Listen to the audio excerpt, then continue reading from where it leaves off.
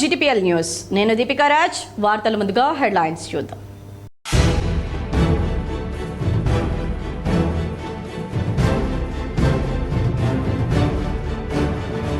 కోరుట్ల పట్టణంలో పురుడు పోసుకున్న దూడకు బారసాల. భక్తుల నడుమ ఘనంగా బారసాల నిర్వహించిన ఆలయ పెద్దలు.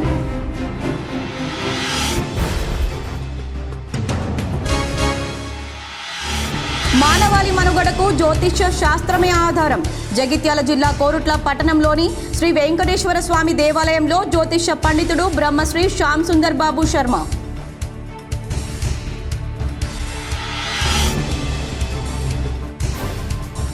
పెండింగ్లో ఉన్న విద్యార్థుల ఫీజు రియంబర్స్మెంట్ నిధులు 2 నెలల్లో పూర్తి స్థాయిలో ఇప్పిస్తా. జగిత్యాల జిల్లా ధర్మపురి కోరుట్ల అసెంబ్లీ నియోజకవర్గాల్లో ఎన్నికల ప్రచారం చేసిన కాంగ్రెస్ ఎమ్మెల్సీ అభ్యర్థి నరేందర్ రెడ్డి స్పష్టం.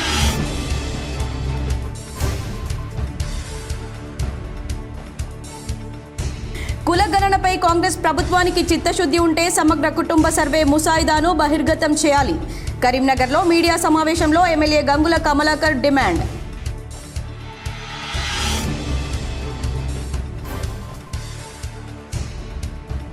వేములవాడ రాజరాజేశ్వర స్వామి ఆలయంలో అపశృతి. భక్తురాల్ని కుమ్మేసిన రాజన్న కోడే తీవ్ర గాయాలు. కరీంనగర్ జిల్లాలోని గుట్టపల్లి మాతా మాణికేశ్వరి ఆలయంలో హోమం అత్యంత వైభవంగా నిర్వహించారు. కరీంనగర్ జిల్లాలోని తీగలగుట్టపల్లి మాతా మాణికేశ్వరి ఆలయంలో యజ్ఞం, హోమం, భక్తి పాటలు చివరి 3 రోజులు కార్యక్రమాలు నిర్వహించారు. కరీంనగర్ జిల్లా నుండి కొన్ని జిల్లాల నుంచి కాలనీవాసులు ఈనాటి కార్యక్రమంలో పాల్గొని విజయవంతం చేశారు. మానవాళి మనుగడకు జ్యోతిష శాస్త్రమే ఆధారమని జ్యోతిష విద్వాన్ బ్రహ్మశ్రీ విరివింటి ఫణి శశాంక్ శర్మ అన్నారు. జగిత్యాల జిల్లా కోరుట్ల పట్టణంలోని శ్రీ వెంకటేశ్వర స్వామి దేవాలయంలో పట్టణానికి చెందిన ప్రముఖ జ్యోతిష్య పండితులు బ్రహ్మశ్రీ శ్యామ్ సుందర్ శర్మ సిద్ధాంతిచే గణించబడిన విశ్వావసు నామ సంవత్సరం పంచాంగావిష్కరణ కార్యక్రమం గురువారం సాయంత్రం ఘనంగా నిర్వహించారు. ఈ సందర్భంగా దైవజ్ఞ శిరోమణి సిద్ధాంత భాస్కర బ్రహ్మశ్రీ ఇంద్రకంటి ప్రసాద్ శర్మ సిద్ధాంతి మాట్లాడుతూ పంచాంగ గణితం కంటే సనాతనమైన గణితం మరొకటి లేదని, అంతరిక్ష ప్రయోగాలకు కూడా పంచాంగ గణితమే ఆధారమన్నారు. తన శిష్యుడి పంచాంగ ఆవిష్కరణలో పాల్గొనడం గర్వంగా ఉందన్నారు. శ్యామ్ సుందర్ శర్మకు దైవజ్ఞ సిద్ధాంతరత్న బిరుదును ఇవ్వనైందని పేర్కొన్నారు. బ్రహ్మశ్రీ సేవా పరిషత్ అధ్యక్షులు బ్రహ్మశ్రీ పాలెపు రామకృష్ణ శర్మ మాట్లాడుతూ శ్యామ్ సుందర్ శర్మ పంచాంగం రూపొందించడం కోరుట్ల పట్టణానికి గర్వకారణమన్నారు. ఈ సందర్భంగా బ్రహ్మణ సేవా పరిషత్ ఆధ్వర్యంలో శ్యామ్ సుందర్ సిద్ధాంతిని ఘనంగా సన్మానించారు.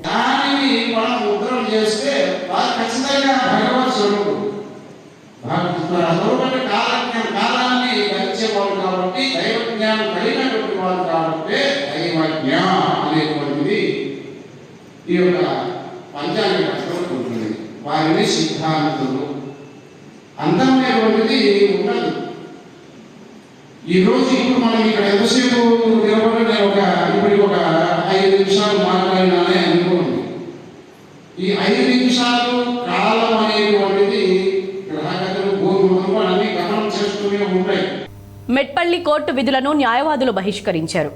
రంగారెడ్డి జిల్లా కోర్టులో ఓ హత్యాయత్నం కేసులో నేరస్తుడు రంగారెడ్డి జిల్లా మహిళా న్యాయమూర్తిపై చెప్పు విసిరిన ఘటనపై ఈరోజు కోర్టు విధులను బహిష్కరించినట్లు మెట్పల్లి న్యాయవాదుల సంఘం అధ్యక్షుడు పుప్పాల లింబాద్రి తెలిపారు. కరణ్ సింగ్ అనే నిందితుడు ఓ వ్యక్తిపై తల్వార్తో దాడి చేసి హత్య చేసేందుకు యత్నించిన ఘటనలు 2 రోజుల క్రితం రంగారెడ్డి జిల్లా 9వ అదనపు జిల్లా కోర్టు న్యాయమూర్తి హరీష యావజ్జీవ కారాగార శిక్ష విధించారు. మరో హత్య కేసులో పోలీసులు జైల్లో ఉన్నటువంటి కరణ్ సింగ్ నిందితుడిని కోర్టులో హాజరుపరచగా అకస్మాత్తుగా చెప్పు విసరగా ఆ చెప్పు జడ్జికి తగలకుండా పక్కనే పడిపోయింది. వెంటనే నిందితుడు కోపంతో నాకే యావజ్జీవ కారాగార శిక్ష వేస్తారా అంటూ దుర్భాషలాడడం మొదలుపెట్టాడు. దాంతో మరో కేసులో 3వ జ్యుడిషియల్ మ్యాజిస్ట్రేట్ ఎదుట నిందితుడిని హాజరుపరచగా అతడు అక్కడ న్యాయవాదులను కూడా దూషించడం జరిగింది. కరణ్ సింగ్ పై వెంటనే చట్టరీత్యా కఠిన చర్యలు తీసుకోవాలని మెట్పల్లి న్యాయవాదుల సంఘం డిమాండ్ చేసింది. ఈ ఘటనను నిరసిస్తూ ఈరోజు రాష్ట్ర వ్యాప్తంగా కోర్టు విధులను బహిష్కరించినట్లు తెలంగాణ ఫెడరేషన్ న్యాయవాదుల సంఘం అధికార ప్రతినిధి పుప్పాల లింబాద్రి తెలిపారు. ఈ కార్యక్రమంలో ఉపాధ్యక్షుడు రాంబాబు, కార్యదర్శి వేణుగోపాల్, న్యాయవాదులు శ్రీనివాస్, వెంకటస్వామి, రాజ్ మహమ్మద్, ఉజ్జల శ్రీనివాస్, యుద్ధవీర్, అలాల సత్యనారాయణ, భానుమూర్తి, మధుసూదన్ రెడ్డి తదితరులు పాల్గొన్నారు. రంగారెడ్డి జిల్లా కోర్టులో జిల్లా మహిళా న్యాయమూర్తిపై జీవిత ఖైదు పడ్డదనే ఉద్దేశంతో న్యాయమూర్తి గారి పైన చెప్పు విసరడం జరిగింది. ఆ ముద్దాయికి తెలంగాణ రాష్ట్రంలో ఉన్నటువంటి అన్ని న్యాయవాదుల సంఘాలు మరియు జగిత్యాల జిల్లాకు చెందినటువంటి మా మెట్పల్లి న్యాయవాదుల సంఘం పక్షాన ఆ ముద్దాయికి వెంటనే కఠిన శిక్షను వేసి భవిష్యత్తులో ఎవరైతే ముద్దాయిలు కోర్టుకు పోలీసు అధికారులు తీసుకువస్తారో కోరుట్ల పట్టణంలో పురుడు పోసుకున్న దూడకు బారసాల నిర్వహించారు.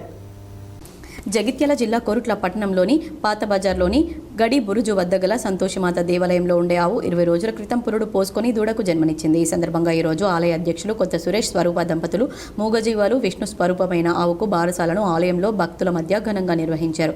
ముందుగా సంతోషిమాతకు అభిషేకం అర్చన, అనంతరం గోపూజ నిర్వహించారు. గోవుల నిర్వహణ చూస్తున్న కొలిపాక భీమయ్య, లక్ష్మీ దంపతులు ఆనందం వ్యక్తం చేస్తూ కన్నవారిని పట్టించుకొని ఈ రోజుల్లో ఆవుకు బారసాల నిర్వహించడం అనేది చాలా సంతోషమన్నారు. ఈ సందర్భంగా ఆలయ అధ్యక్షులు కొత్త సురేష్ మాట్లాడుతూ కోటి దేవతల స్వరూపం ఆవు అని, గోపూజ చేస్తే ఎన్నో జన్మల పుణ్యం దక్కుతుందని ఆయన అన్నారు. ఆలయానికి విచ్చేసిన భక్తులు దర్శనానంతరం తీర్థ ప్రసాదాలను స్వీకరించి బారసాల నిర్వహించడం చూసి ఆనందం వ్యక్తం చేశారు. ఈ కార్యక్రమంలో నీలి పురుషోత్తం, శోభ, పడిగెల దత్తాత్రేయ, వరుస్క దంపతులు, శ్రీనివాస్ అధిక సంఖ్యలో భక్తులు పాల్గొన్నారు. కులగణనపై కాంగ్రెస్ ప్రభుత్వానికి చిత్తశుద్ధి ఉంటే సమగ్ర కుటుంబ సర్వే ముసాయిదాను బహిర్గతం చేయాలని కరీంనగర్ ఎమ్మెల్యే గంగుల కమలాకర్ డిమాండ్ చేశారు. కులగణనపై కాంగ్రెస్ ప్రభుత్వానికి చిత్తశుద్ధి ఉంటే సమగ్ర కుటుంబ సర్వే ముసాయిదాను బహిర్గతం చేయాలని మాజీ మంత్రి కరీంనగర్ ఎమ్మెల్యే గంగుల కమలాకర్ డిమాండ్ చేశారు. గత 50 సంవత్సరాలుగా మోసం చేసిన కాంగ్రెస్ మరోసారి బీసీలను మోసం చేసే కుట్ర చేస్తుందని ఆరోపించారు. కరీంనగర్లో పార్టీ నాయకులతో కలిసి మీడియా సమావేశంలో కమలాకర్ మాట్లాడుతూ పార్టీ పరంగా 42% రిజర్వేషన్ కాదు, చట్టబద్ధతతో కూడిన రిజర్వేషన్ కావాలని డిమాండ్ చేశారు. కులగణనతో కాంగ్రెస్ ప్రభుత్వం బీసీలను అవమానపరిచిందని ఆందోళన వ్యక్తం చేశారు. కాకి లెక్కలతో బీసీలను కాంగ్రెస్ ప్రభుత్వం మోసం చేస్తుందని ఆరోపించారు. ఏ లెక్కలు చూసినా తెలంగాణలో 4 కోట్లకు పైగా జనాభా ఉందని, ఇటీవలి సర్వేలో మాత్రం 3,54,00,000 జనాభా ఉన్నట్లు చూపారని తెలిపారు. కులగణనపై చిత్తశుద్ధి ఉంటే సమగ్ర కుటుంబ సర్వే ముసాయిదా కులాల వారీగా గ్రామాల్లో ఓవర్టేక్ జాబితా మాదిరిగా బహిర్గతం చేయాలని డిమాండ్ చేశారు. మళ్లీ కులాల వారీగా రీసర్వే చేయాలన్నారు. గత సర్వేలో మిస్ అయిన వారినే కాకుండా అందరి వివరాలు కులాల వారీగా సేకరించాలని డిమాండ్ చేశారు. లేనిచో ఇబ్బందులు ఎదుర్కోక తప్పదని హెచ్చరించారు. బీసీల జనాభా 52 నుంచి 54% ఉంటుందని స్పష్టం చేశారు. జనాభా ప్రాతిపదికన బీసీలకు రిజర్వేషన్ కల్పించాలని, లేనిచో ఊరుకునే ప్రసక్తి లేదని గంగుల కమలాకర్ హెచ్చరించారు.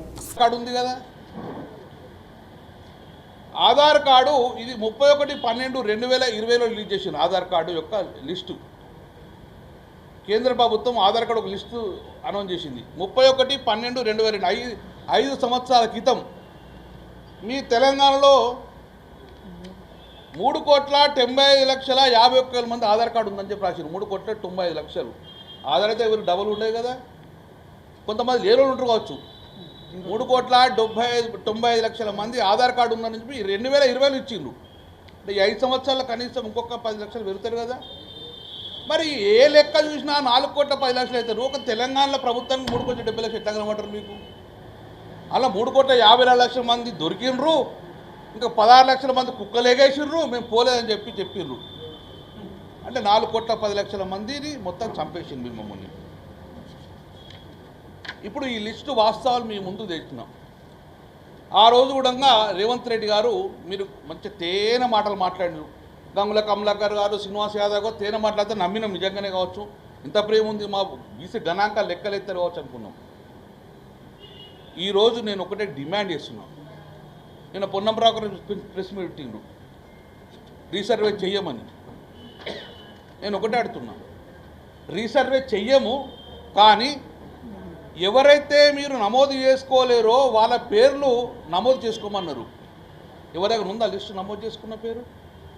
అసలు 3 కోట్ల మీరు ఎవరైతే 54 లక్షల మంది లిస్ట్ ఏది? అందులో నా పేరుందా? నా పేరుండా నా కులం ఏం రాష్ట్రం అనేది బహిర్గతమే లేదు కదా. నేను మళ్ళీ నమోదు చేసుకోవాలి. జనరల్గా నేను లేను, మా ఇంటికి వచ్చిపోయినట, మా ఇంటికి రాసుకొని పోయినరు. మరి రాసుకున్నావా లేదా? మరి లిస్ట్ ఏది?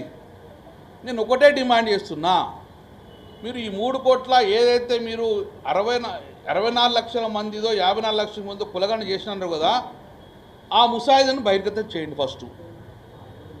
అలా నేను చూసుకుంటే నా పేరు గంగుల కమలాకర్ ఉందా, నా ఊళ్ళో నా వార్డు మెంబర్ ఈ నెవర్లో నా ఉందా? లేకపోతే అయ్యా నా కులం గీది, నా బీసీ అని చెప్పి సబ్మిట్ చేసుకుంటా కదా, నాకు అవకాశం ఇవ్వండి. రాష్ట్ర వ్యాప్తంగా సీసీఐ సర్వర్ పనిచేయకపోవడంతో గత 5 రోజుల నుండి సీసీఐ పత్తి కొనుగోళ్లు చేయకపోవడంతో రైతులు మార్కెట్కు తరలించిన పత్తిని వ్యాపారులకు మద్దతు ధర కంటే తక్కువ ధరకు అమ్మాల్సిన పరిస్థితి రైతులకు ఏర్పడింది. కరీంనగర్ జిల్లా జమ్మికుంటలో గల పత్తి మార్కెట్లో గత 5 రోజులుగా సీసీఐ పత్తి కొనుగోలు నిలిపివేసింది. సీసీఐకి సంబంధించిన సర్వర్ పనిచేయకపోవడమే దీనికి కారణం అంటున్నారు అధికారులు. ప్రభుత్వం నిర్ణయించిన మద్దతు ధర తమకు గిట్టుబాటు కాదంటూ వ్యాపారులు చేతులు ఎత్తేయడంతో రైతులు తక్కువ ధరకు పత్తిని అమ్మాల్సిన పరిస్థితి ఏర్పడింది. దీంతో నూతనంగా ఏర్పడిన పాలకవర్గం మార్కెట్ కమిటీ చైర్పర్సన్ స్వప్న జోక్యం చేసుకుని అధికారులతో ఖరీదుదారులతో మాట్లాడి మార్కెట్కు తీసుకువచ్చిన పత్తి కొనుగోలు చేసే విధంగా చర్యలు తీసుకుంటున్నారు. వ్యాపారులు, రైతులు, పాలకవర్గంతో సమావేశం ఏర్పాటు చేసిన అధికారులు ప్రస్తుతం సర్వర్ పనిచేయకపోవడంతో పత్తి కొనుగోలు చేయడం వీలు కాదని, సర్వర్ పనిచేశాక రైతులకు సమాచారం అందిస్తామని, రైతులు అప్పుడు పత్తిని మార్కెట్కు తరలించాలని అధికారులు కోరుతున్నారు. అయితే గత 5 రోజులుగా మార్కెట్కు పత్తి తీసుకువస్తున్నామని, సీసీఐ సర్వర్ పేరుతో కొనుగోలు చేయకపోవడంతో మద్దతు ధర కంటే తక్కువ ధరకు అమ్మాల్సిన పరిస్థితి ఏర్పడిందని రైతులు అంటున్నారు. మార్కెట్ కమిటీ జమ్మికుంటారు ట్రాన్సాక్షన్స్ ఎలా జరుగుతున్నాయి పత్తికి సంబంధించి క్యాజువల్ ఇన్స్పెక్షన్ వచ్చి వాళ్ళ ఇన్స్పెక్షన్ చేయడం జరిగింది. ఓపెన్ యాక్షన్లో కూడా పాల్గొనడం జరుగుతుంది. ఇప్పుడు లాస్ట్ 1 వీక్ నుంచి మోడల్ ప్రైస్ అనేది మనకు 7,001 పైన ప్రైవేట్ ట్రేడింగ్ ఎలాంటి ఇబ్బందులు అనేది లేవు. సాఫీగానే ట్రాన్సాక్షన్ నడుస్తుంది. సిసిఐలో ఏంటంటే ఆధార్ ఆథెంటికేషన్ సర్వర్ డౌన్ ఉండడం వల్ల అది మనకు ఓటీపీలు రావడం లేదు. అందుకే తాత్కాలికంగా అంటే రాష్ట్రం అంతా ఏంటంటే ఇప్పుడు మనకు ఆధార్ ఆథెంటికేషన్ ఓటీపీలు రావడం లేదు. సీసీఐ కొనుగోలు తాత్కాలికంగా వాళ్ళు ఎలాగైతే సర్వర్ మళ్ళీ ఉంచుకుంటుంది, మళ్ళీ సీసీఐ కొనుగోలు యథావిధిగా కంటిన్యూ అవుతుంది. ఈ విషయంలో మా పై అధికారులు కూడా సాఫ్ట్వేర్ వాళ్ళతో అసోసియేషన్లో ఉన్నారు. త్వరగా అది సాల్వ్ అవుతుందని. వేములవాడ రాజరాజేశ్వర స్వామి ఆలయంలో అపశృతి చోటు చేసుకుంది. రాజన్న కోడే కుమ్మయ్యగా భక్తురాలికి తీవ్ర గాయాలయ్యాయి. ఆసుపత్రికి తరలించారు. నిత్యం భక్తులతో కిటకిటలాడే వేములవాడ శ్రీ రాజరాజేశ్వర స్వామి ఆలయంలో రాజన్న కోడెకు కోపం వచ్చింది. కుమ్మేయడంతో భక్తురాలు తీవ్రంగా గాయపడి ఆసుపత్రి పాలయ్యారు. కరీంనగర్ జిల్లా తిమ్మాపూర్ గ్రామానికి చెందిన బుచ్చి ఎల్లవ్వ కుటుంబ సభ్యులతో వేములవాడ రాజరాజేశ్వర స్వామి దర్శనానికి వచ్చారు. రాజన్నను దర్శించుకుని కోడెముక్కులు చెల్లించుకునే సమయంలో అకస్మాత్తుగా కోడే దాడి చేసింది. కోడెల దాడిలో తీవ్రంగా గాయపడిన బుచ్చి ఎల్లవ్వను స్థానికులు ఆలయం అధికారులు ఆసుపత్రికి తరలించారు. ప్రస్తుతం బుచ్చి ఎల్లవ్వ ఆసుపత్రిలో కోలుకుంటున్నారు. రాజన్న కోడెకు కోపం రావడానికి భక్తుల రద్దీ కారణమని భావిస్తున్నారు. మరికొందరు మాత్రం గాయపడ్డ భక్తురాలు ఏమి కొంటెతనం చేసి ఉంటే ఇలా అయిందోనని అభిప్రాయపడుతున్నారు. ఇటీవల భక్తులు సైతం కోడెముక్కులు తీర్చుకునే సమయంలో తిను బండారాలతో పాటుగా భక్తిగా కొలిచే కోడెల పట్ల విచక్షణ రహితంగా ప్రవర్తించడంతోనే సహనం కోల్పోయి కోడెలు ఇలా కుమ్మేస్తున్నాయని స్థానికులు చెబుతున్నారు. రాజన్న సిరిసిల్ల జిల్లాలో బద్దెనపల్లి సాంఘిక సంక్షేమ గురుకుల పాఠశాలను సిరిసిల్ల జిల్లా కలెక్టర్ సందీప్ కుమార్ ఝా తనిఖీ చేశారు. విద్యార్థులంతా ప్రతి సబ్జెక్టులో ఉత్తమ ఫలితాలు సాధించేలా నిత్యం సాధన చేయాలని రాజన్న సిరిసిల్ల జిల్లా కలెక్టర్ సందీప్ కుమార్ ఝా అన్నారు. తంగళ్లపల్లి మండలం బద్దెనపల్లి సాంఘిక సంక్షేమ గురుకుల రెసిడెన్షియల్ విద్యాలయాన్ని కలెక్టర్ ఆకస్మికంగా తనిఖీ చేశారు. ముందుగా కిచెన్ స్టోర్ రూమ్లోని బియ్యం, ఇతర ఆహార పదార్థాలను సిద్ధం చేసే సరుకుల నాణ్యతను పరిశీలించారు. అనంతరం 6వ తరగతి నుంచి 12వ తరగతి వరకు ప్రతి తరగతి గదిలోకి వెళ్లి విద్యార్థులతో మాట్లాడారు. టీచర్ అవతారం ఎత్తి విద్యార్థులకు పాఠాలు చెప్పారు. మ్యాథ్స్, బాటనీ పాఠ్యాంశాలు బోధించారు. ఆయా పాఠ్యాంశాల్లో అనుమానాలను నివృత్తి చేశారు కలెక్టర్ సందీప్ కుమార్ ఝా. పబ్లిక్ పరీక్షల్లో విద్యార్థులు 10 GPA సాధించేలా సన్నద్ధం కావాలని సూచించారు. విద్యాలయం ఆవరణ పరిసరాలు శుభ్రం చేయించాలని అధికారులను కలెక్టర్ ఆదేశించారు. ఉత్తరప్రదేశ్లోని ప్రయాగ్రాజ్లో జరుగుతున్న మహాకుంభమేళాలో భక్తుల రద్దీ కొనసాగుతోంది. ఉత్తరప్రదేశ్లోని ప్రయాగ్రాజ్లో జరుగుతున్న మహాకుంభమేళాలో భక్తుల రద్దీ కొనసాగుతుంది. గంగా, యమున, సరస్వతి నదులు కలిసే త్రివేణి సంగమంలో పుణ్య స్నానాలు ఆచరించేందుకు ప్రపంచం నలుమూలల నుంచి అంచనాలకు మించి తరలి వస్తున్నారు. దీంతో ప్రయాగ్రాజ్ వైపు వెళ్లే దారులన్నీ వాహనాలతో రద్దీగా మారాయి. దాదాపు కిలోమీటర్ల మేర ట్రాఫిక్ జామ్ ఏర్పడుతుంది. ఇక కుంభమేళా ఎఫెక్ట్తో ప్రస్తుతం యూపీలోని ప్రఖ్యాత ఆలయాలన్నీ భక్తులతో కిక్కిసిపోతున్నాయి.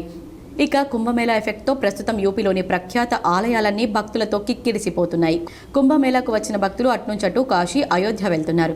దీంతో ఆయా ఆలయాల్లో సాధారణం కంటే అధిక సంఖ్యలో రద్దీ నెలకొంది. తాజాగా అయోధ్య వెళ్లే దారుల్లో ట్రాఫిక్ జామ్ తలెత్తింది. కాశీలో భక్తుల రద్దీ అధికంగా ఉండడంతో అంతా అయోధ్య వైపు దారి మల్లుతున్నారు. దీంతో ప్రయాగ్రాజ్ టు అయోధ్య రహదారి వాహనాలతో కిక్కిరిసిపోయింది. కిలోమీటర్ల మేర వాహనాలు నిలిచిపోయాయి. భక్తులు గంటల తరబడి ట్రాఫిక్లోనే మగ్గిపోతున్నారు. ప్రయాగ్రాజ్ నుంచి అయోధ్యకు 270 కిలోమీటర్ల దూరంలో ఉంది. సాధారణ సమయంలో 3 నుంచి 4 గంటల్లో అయోధ్య చేరుకునేవారు. అయితే కుంభమేళా ఎఫెక్ట్తో అయోధ్యకు వెళ్లడానికి దాదాపు 36 గంటలకు పైగా సమయం పడుతోందట. దీంతో యాత్రికులు తీవ్ర అవస్థలు పడుతున్నారు. గంటల తరబడి రోడ్లపైనే ఉండిపోవాల్సి వస్తుందని, ఆహారం, నీళ్లు లేక అలమటిస్తున్నట్లు వాపోతున్నారు. కుంభమేళా వేళ అయోధ్యకు వచ్చే భక్తుల సంఖ్య రోజురోజుకు పెరిగిపోతుంది. రోజు లక్షల్లో భక్తులు రామ్లల్లా దర్శనానికి పోటెత్తుతున్నారు. దీంతో రాముడి దర్శనానికి గంటల సమయం పడుతుంది. మరోవైపు కాశీలోనూ అదే పరిస్థితి ఏర్పడింది. కాగా పౌష్ పూర్ణిమ సందర్భంగా జనవరి 13వ తేదీన మహాకుంభమేళా ప్రారంభమైంది. ఫిబ్రవరి 26 శివరాత్రి వరకు ఈ కుంభమేళా కొనసాగనుంది. దాదాపు 45 రోజుల పాటు జరిగే ఈ మహాకుంభమేళాకు ప్రపంచం నలుమూలల నుంచి దాదాపు 50 కోట్ల మంది భక్తులు వస్తారని యూపీ ప్రభుత్వం అంచనా వేస్తుంది. ఇప్పటికే 49 కోట్ల మంది త్రివేణి సంగమంలో పుణ్య స్నానాలు ఆచరించారు. కాంగ్రెస్ పార్టీ కులగణన వర్గీకరణపై రాష్ట్ర వ్యాప్తంగా ఉమ్మడి జిల్లాలో మంత్రుల చేత పవర్ పాయింట్ ప్రజెంటేషన్ కార్యక్రమాలు నిర్వహించనున్నామని టీపీసీసీ అధ్యక్షులు మహేష్ కుమార్ గౌడ్ తెలిపారు. ముఖ్యమంత్రి రేవంత్ రెడ్డి, ఉప ముఖ్యమంత్రి బట్టి విక్రమార్క ఆధ్వర్యంలో ప్రభుత్వం చేపట్టిన ఈ బృహత్తర కార్యక్రమాలపై సమగ్ర సమాచారం ఇవ్వాలని పీసీసీ నిర్ణయించిందని టీపీసీసీ అధ్యక్షులు తెలిపారు. ఈ కార్యక్రమంలో ఎంపీలు, ఎమ్మెల్సీలు, ఎమ్మెల్యేలు, నియోజకవర్గ బాధ్యులు, పోటీ చేసిన అభ్యర్థులు, డీసీసీ అధ్యక్షులు, మాజీ మంత్రులు, మాజీ ఎమ్మెల్సీలు, మాజీ ఎమ్మెల్యేలు, కార్యవర్గ ప్రతినిధులు, అధికార ప్రతినిధులు, అనుబంధ సంఘాల ప్రతినిధులు, మండల కాంగ్రెస్ అధ్యక్షులు, నాయకులు పెద్ద సంఖ్యలో పాల్గొనాలని టీపీసీసీ మహేష్ గౌడ్ పిలుపునిచ్చారు. ఈ కార్యక్రమంలో జిల్లాలోని సీనియర్ నాయకులు, ప్రజా ప్రతినిధులు అందరూ విధిగా పాల్గొనేలా డీసీసీ అధ్యక్షులు బాధ్యత తీసుకుని విజయవంతం చేయాలని మహేష్ గౌడ్ అన్నారు. తెలంగాణలోనే మొట్టమొదటిసారిగా ప్రతి పాఠశాల నుండి ఒక చైల్డ్ ప్రొటెక్షన్ ఆఫీసర్ను నియమించడం జరిగిందని జిల్లా కలెక్టర్ ఆశిష్ సాంగ్వాన్ అన్నారు. శుక్రవారం స్థానిక కళాభారతిలో చైల్డ్ ప్రొటెక్షన్ అధికారులుగా నియమించబడిన హెడ్ మాస్టర్స్, టీచర్స్లకు పోక్సో చట్టంపై ఒకరోజు ఓరియంటేషన్ కార్యక్రమాన్ని నిర్వహించారు. నియమించబడిన ప్రొటెక్షన్ ఆఫీసర్ పాఠశాలలో పిల్లల పట్ల ఎటువంటి లైంగిక దాడులకు గురికాకుండా వాటిని ప్రారంభ దశలోనే అణచివేసే దిశగా చర్యలు తీసుకోవాల్సి ఉంటుందని, వీటిలో భాగంగా జిల్లాలో ప్రతి స్కూల్ నుండి ఒక ప్రొటెక్షన్ ఆఫీసర్, హెడ్ మాస్టర్లను ఎంపిక చేసి వారికి చైల్డ్ ప్రొటెక్షన్ ఆఫీసర్స్ విధులపైన safety and security of childrens in school కాన్సెప్ట్పై అవగాహన కార్యక్రమాలు నిర్వహించడం జరుగుతుందన్నారు. ఇందులో భాగంగా మొట్టమొదటిగా కామారెడ్డి జిల్లాలోని అన్ని రెసిడెన్షియల్ ఇన్స్టిట్యూషన్స్ కి యూనిసెఫ్ వారి సహకారంతో అవగాహన కార్యక్రమం నిర్వహించడం జరిగిందని తెలిపారు. పోక్సో చట్టం గురించి, ఆ చట్టంలో నిర్దేశితమైన బాధ్యతల గురించి వివరించడం జరుగుతుందని తెలిపారు. ఈ కార్యక్రమాన్ని నిర్వహించడం జరుగుతుందని, పాఠశాలలో సమస్యలు తలెత్తినప్పుడు వాటిని సమర్థవంతంగా పరిష్కరించే పరిజ్ఞానం హెడ్ ఆఫ్ ది ఇన్స్టిట్యూషన్ కి ఉండాలనే ఉద్దేశంతో ఈ కార్యక్రమాన్ని నిర్వహించడం జరుగుతుందని తెలిపారు. వివిధ రకాల వేధింపుల గురించి వివరించడం జరిగింది. జిల్లాలో సమర్థవంతమైన పాఠశాలలను తయారు చేసే దిశగా ప్రతి పాఠశాలలో సిబ్బందికి చట్టాలపై అవగాహన కల్పించడం జరుగుతుందని తెలిపారు. పోక్సో చట్టంపై ప్రతి ఒక్కరు అవగాహన కలిగి ఉండాలని తెలిపారు. సీసీటీవీ కెమెరాల పనితీరును అన్ని ప్రదేశాల్లో కవరేజ్ ఉండే విధంగా చర్య తీసుకోవాలని సూచించారు. సిడబ్ల్యూసీ మెంబర్ స్వర్ణలత మాట్లాడుతూ ఆడపిల్లలు హింసకు గురికాకుండా చూడాలని తెలిపారు. ఈ కార్యక్రమంలో జిల్లా సంక్షేమ అధికారిని Pramila, UNICEF resource person David Raj, residential పాఠశాలల హెడ్ మాస్టర్స్, ఉపాధ్యాయులు తదితరులు పాల్గొన్నారు. అంతకుముందు పలువురు హెడ్ మాస్టర్స్, ఉపాధ్యాయులకు బ్యాడ్జెస్లను కలెక్టర్ పంపిణీ చేశారు. ప్రేమ, ప్యార్, లవ్, మొహబ్బత్ ఇలా ఏ భాషలో చెప్పినా భావం ఒక్కటే, ప్రేమ. దీనికోసం కొందరు ప్రాణాలు అర్పిస్తే మరికొందరు పాలరాతి మందిరాలను నిర్మించారు. ఎన్ని అడ్డంకులు ఎదురైనా ప్రేమను గెలిపించుకున్న వారు కొందరైతే ప్రేమ లేని జీవితాన్ని ఊహించలేమంటూ ప్రాణాలు విడిచిన వారు మరికొందరు. ప్రేమ ఎప్పుడు ఎలా పుడుతుందో ఎవరూ చెప్పలేరు. ప్రతి ఒక్కరూ ఏదో ఒక రోజున ఎప్పుడో ఒకసారి ప్రేమలో పడతారనేది జగమెరిగిన సత్యం. ప్రేమ తరతరాలుగా ఏ భాషకు మరే భావానికి లొంగని అనిర్వచనీయ పదం. ప్రేమించుకున్న రెండు మనసులను పెళ్లి వరకు తీసుకెళ్లి జీవితాంతం కష్టసుఖాలను సమంగా పంచుకుంటూ తోడు నీడలా కలిసుంటే ఆ ప్రేమకు సార్థకత. ప్రేమించడం సాధ్యమే, కానీ దాన్ని నిలుపుకోవాలంటే సాధన చేయాల్సిందే. మానసిక వ్యాయామం తప్పనిసరి. ప్రేమలో నిలిచి గెలవడం ద్వారానే ప్రేమ వర్ధిల్లుతుంది. ఇది పరస్పర విశ్వాసం ఉన్నప్పుడే సాధ్యం. ఒకరి మీద ఒకరికి విశ్వాసం లేకపోతే ప్రేమ ఎక్కువ కాలం నిలవదు. విశ్వాసం లేకపోతే క్షణంలో ప్రేమ పటాపంచలైపోతుంది. నమ్మకం ఉన్నప్పుడే ప్రేమ కీచులాట మధ్య సైతం వెలుగుతుంది. ఎక్కడ ఉన్నా, ఏం చేస్తున్నా, ఎవరితో మాట్లాడినా పరస్పరం ఒకరి పట్ల ఒకరికి ఆప్యాయత కలిగినప్పుడే ప్రేమ కలకాలం ఉంటుంది. ప్రేమికులు నాకు నీవు, నీకు నేను అంటూ ఒకరికొకరు ప్రేమ ఆత్మీయతలు పంచుకుంటారు. ప్రేమికులు ఎన్ని ఆటంకాలు ఎదురైనా వాటిని ఎదుర్కొని ముందుకు పోతూ ఉంటారు. ప్రేమంటే ఆకర్షణ కాదు, రెండు మనసుల కలయిక, నిండు జీవితానికి పునాది. ఇది తెలుసుకున్న ప్రేమ సఫలమవుతుంది. ఈ విషయాన్ని గ్రహించిన ఎంతో మంది ప్రేమికులు తమ బ్రతుకుకు పూలబాట వేసుకుంటున్నారు. మతాలు అడ్డంకిగా మారినా, పెద్దలు వద్దన్నా ఒకరినొకరు అర్థం చేసుకుని నాకు నువ్వు, నీకు నేను అన్నట్లుగా సంతోషంగా జీవిస్తున్నారు. ప్రేమికుల దినోత్సవం ఎలా వచ్చిందంటే క్రీస్తు శకం 270 సంవత్సరంలో రోమన్ చక్రవర్తి 2వ క్లాడియా దేశంలో సైనికుల పెళ్లిళ్లు చేసుకుంటే ఏకాగ్రతతో యుద్ధం చేయలేదని భావించిన పెళ్లిళ్లను నిషేధించారు. కానీ వ్యాలంటైన్ అనే సైనికుడు ఎంతో మంది ప్రేమికులను ప్రోత్సహించి పెళ్లిళ్లు జరిపించారు. దానిని సహించలేని రాజు వ్యాలంటైన్ ఫిబ్రవరి 14వ తేదీన ఉరి తీశారు. దాంతో ఆ రోజు ప్రేమికుల దినోత్సవంగా మారినట్లు చరిత్ర చెబుతోంది. ప్రేమికుల దినోత్సవం సందర్భంగా కొంతమంది యువతీ యువకులతో పాటు ప్రేమ ఆస్వాదించి పెళ్లి చేసుకున్న వారు కూడా ప్రేమను వ్యాలంటైన్స్ డే సందర్భంగా పంచుకుంటారు. ఎమ్మెల్సీ ఎన్నికల నామినేషన్ల ఉపసంహరణ కార్యక్రమం గురువారం పూర్తయింది. చివరి రోజున పట్టభద్రుల స్థానంలో నామినేషన్ వేసిన 14 మంది నామపత్రాలను ఉపసంహరించుకున్నారు.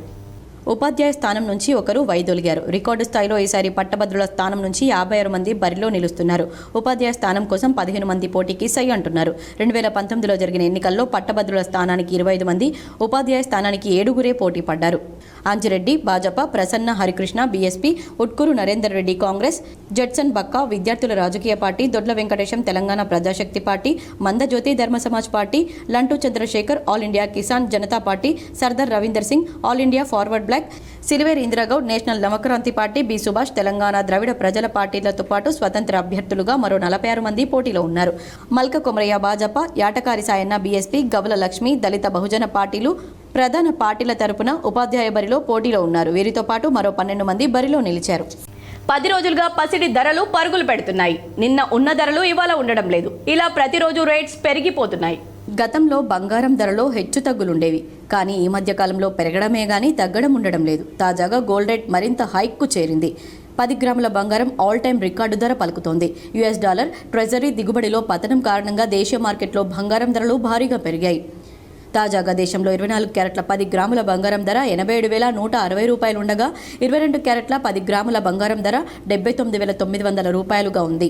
22 క్యారెట్ల 10 గ్రాముల బంగారం ధర 79,900 రూపాయలుగా వ్యాపారులు విక్రయిస్తున్నారు. అటు వెండి ధర కూడా స్వల్పంగా పెరిగింది. హైదరాబాద్లో కిలో వెండి ధర 1,05,000 రూపాయలకు చేరింది. డాలర్తో రూపాయి మారకం విలువ పడిపోవడంతో అంతర్జాతీయంగా వెండి ధరలు కూడా పెరిగాయని బిజినెస్ నిపుణులు చెబుతున్నారు. పెండింగ్లో ఉన్న విద్యార్థుల ఫీజు రియంబర్స్మెంట్ నిధులు 2 నెలల్లో పూర్తి స్థాయిలో ఇప్పిస్తానని పట్టభద్రుల ఎమ్మెల్సీ కాంగ్రెస్ అభ్యర్థి నరేందర్ రెడ్డి హామీ ఇచ్చారు. పెండింగ్లో ఉన్న విద్యార్థుల ఫీజు రియంబర్స్మెంట్ నిధులు 2 నెలల్లో పూర్తి స్థాయిలో వచ్చేలా కృషి చేస్తానని పట్టభద్రుల ఎమ్మెల్సీ కాంగ్రెస్ అభ్యర్థి నరేందర్ రెడ్డి తెలిపారు. జగిత్యాల జిల్లా ధర్మపురి, కోరుట్ల అసెంబ్లీ నియోజకవర్గాల్లో ప్రభుత్వ విప్ అడ్లూరి లక్ష్మణ్ కుమార్, నియోజకవర్గ ఇన్ఛార్జ్ జువ్వాడి నరసింగరావుతో కలిసి నరేందర్ రెడ్డి ప్రచారం నిర్వహించారు. పెండింగ్లో ఉన్న ఫీజు రియంబర్స్మెంట్ నిధుల్లో ఈ నెల 25% వచ్చేలా సీఎంతో మాట్లాడతానని తెలిపారు. ప్రైవేట్ స్కూళ్లలో పనిచేసే టీచర్లకు హెల్త్ కార్డులు ఇప్పించే బాధ్యత తనదేనని చెప్పారు. జాబ్ క్యాలెండర్ ప్రకటించి నిరుద్యోగులకు ఉద్యోగ అవకాశాలు కల్పిస్తామని హామీ ఇచ్చారు. ఈ నెల 27న జరిగే ఎమ్మెల్సీ ఎన్నికల్లో మొదటి ప్రాధాన్యత ఓటు వేసి గెలిపించాలని విజ్ఞప్తి చేశారు. గత 3.5 సంవత్సరాల నుంచి స్కాలర్షిప్ రియంబర్స్మెంట్ లేక నానా ఇబ్బంది పడుతున్నారు. హరిగోస వాళ్ళు పడుతున్నారు. నిజానికి వాళ్ళ బాధ వర్ణనాతీతంగా ఉంది. మరి ఖచ్చితంగా నేను ముఖ్యమంత్రి గారిని త్వరలోనే మరి కలిసి విజ్ఞప్తి చేస్తాను.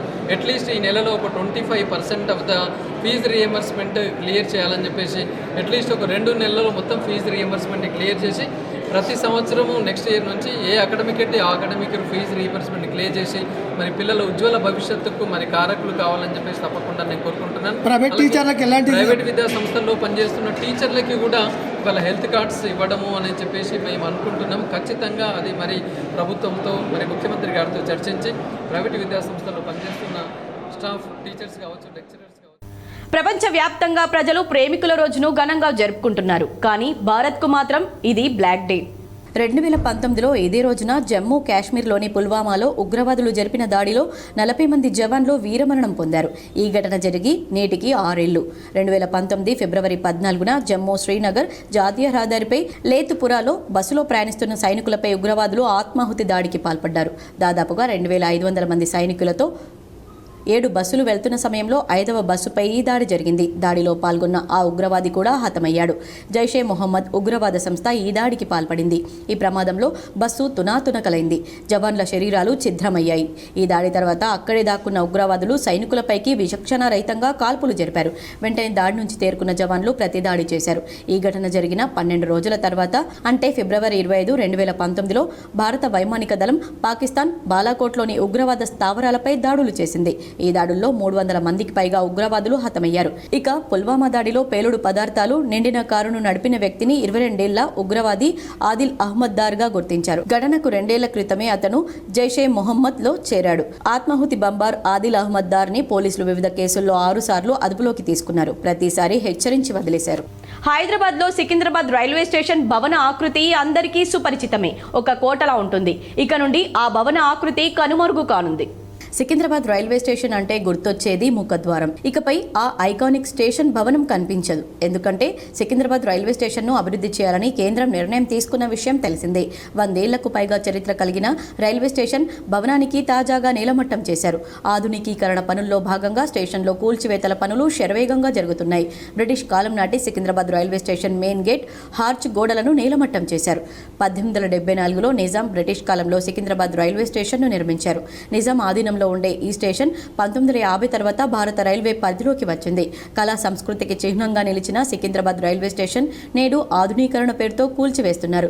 ఈ ఏడాది డిసెంబర్ కల్లా రైల్వే స్టేషన్ను ఎయిర్పోర్ట్ తరహాలో నిర్మించాలని దక్షిణ మధ్య రైల్వే ప్లాన్ చేసింది. అత్యాధునిక హంగులతో రీడెవలప్ చేయాలని 653 కోట్ల రూపాయల అంచనాతో ఎస్ఆర్ టెండర్లకు పిలుపునిచ్చింది. ఇక ప్రస్తుతం వందల సంఖ్యలో రైళ్లు దాదాపు 1.5 లక్షల మంది ప్రయాణికులు ఈ స్టేషన్ నుంచి రాకపోకలు సాగిస్తున్నారు. వార్తలు ముగించే ముందు హెడ్లైన్స్ మరోసారి.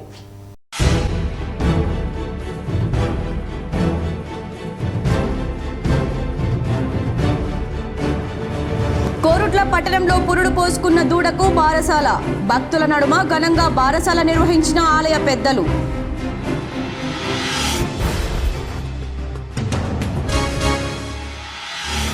మానవాళి మనుగడకు జ్యోతిష్య శాస్త్రమే ఆధారం. జగిత్యాల జిల్లా కోరుట్ల పట్టణంలోని శ్రీ వెంకటేశ్వర స్వామి దేవాలయంలో జ్యోతిష్య పండితుడు బ్రహ్మశ్రీ శ్యామ్ సుందర్ బాబు శర్మ.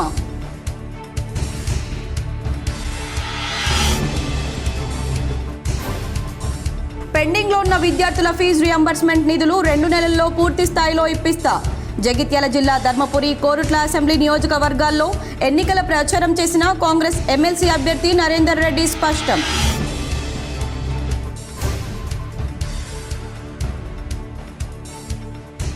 కులగణనపై కాంగ్రెస్ ప్రభుత్వానికి చిత్తశుద్ధి ఉంటే సమగ్ర కుటుంబ సర్వే ముసాయిదాను బహిర్గతం చేయాలి. కరీంనగర్లో మీడియా సమావేశంలో ఎమ్మెల్యే గంగుల కమలాకర్ డిమాండ్.